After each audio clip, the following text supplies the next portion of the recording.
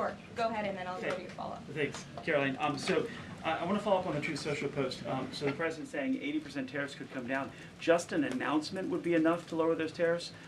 Is that what he's looking for from the Chinese concessions? That's not what the president said. He said that an 80% number may sound good to him, but again, he's in constant contact with our Secretary of Treasury, who will be leading these negotiations this weekend. And historically, the Chinese have made the meeting itself a win. What does a win look like out of these meetings for the president this weekend? A good deal for the American worker and the American people. Go ahead. Thanks, Caroline. Yeah, back to the reconciliation bill. Can you just clarify the president's position, though, a little bit specifically on the tax issue? Because in his Truth Social post, he said this morning that he would accept even a tiny tax increase for the rich, but then says Republicans probably shouldn't do it, but I'm okay if they do it. So what is it that he wants? Does he want them to increase the tax rates? The president wants tax cuts, the largest tax cuts in history. He wants to extend his historic tax cuts from 2017, and he wants to see all of the other tax priorities that I just laid out for you included in this bill as well. As for the policy proposal you're talking about, the president has said he himself personally would not mind paying a little bit more to help the poor and the middle class and the working class in this country. I think, frankly, that's a very honorable position. But again, these negotiations are ongoing on Capitol Hill, and the president will weigh in when he feels necessary. Encourage them to have a higher bracket for top earners? The president has made his personal position on this matter clear. Michael. The president's in constant communication with leaders on the Hill. Ahead of the president's trip to the Middle East, he's mentioned he wants to rename the Persian Gulf the Gulf of Arabia.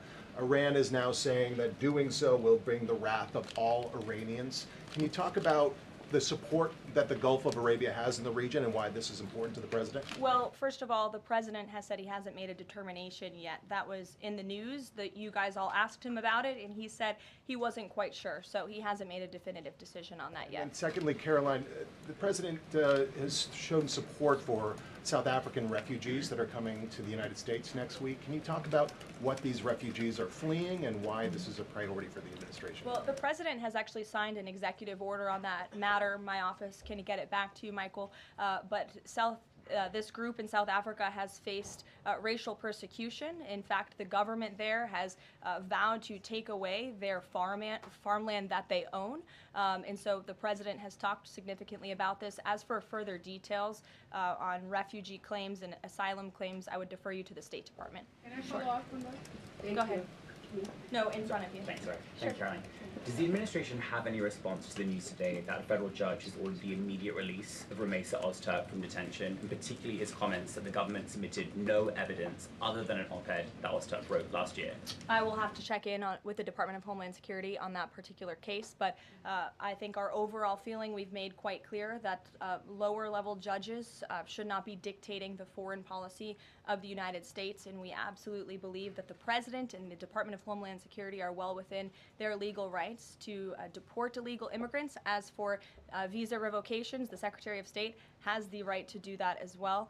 It is a privilege, not a right, to come to this country on a visa. But I'll check in on the specific case. My office will get you details. Sure. Caroline, yesterday the administration appears to have started dismantling the Consumer Product Safety Commission. This is the federal agency, an independent one that does recalls and is responsible for product safety. Does the administration not believe that it's important, to keep toys and cribs? I mean, you're a young mom, off of the of the market. It's a federal agency within which branch?